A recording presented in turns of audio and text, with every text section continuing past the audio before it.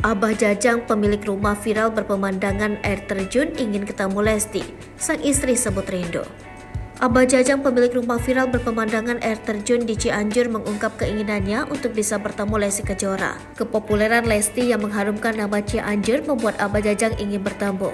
Keinginan Abah Jajang tersebut diungkap dalam video yang diunggah akun @tukang_ulin5. Dalam video tersebut, perekam bertanya soal keinginan Abah Jajang untuk bertemu Lesti. Secara spontan, Abah Jajang membenarkan bahwa dirinya ingin bertemu dengan penyanyi asal Cianjur tersebut. Kemudian perekam memberikan kesempatan agar Abah Jajang menyampaikan pesannya kepada Lesti lewat video. Lantas, Abah Jajang mengungkapkan dirinya mengundang Lesti Kejora datang ke rumahnya yang sedang viral tersebut di Kampung Rawadewa, Desa Karangjaya, Kecamatan Pasir Kuda, Cianjur Selatan.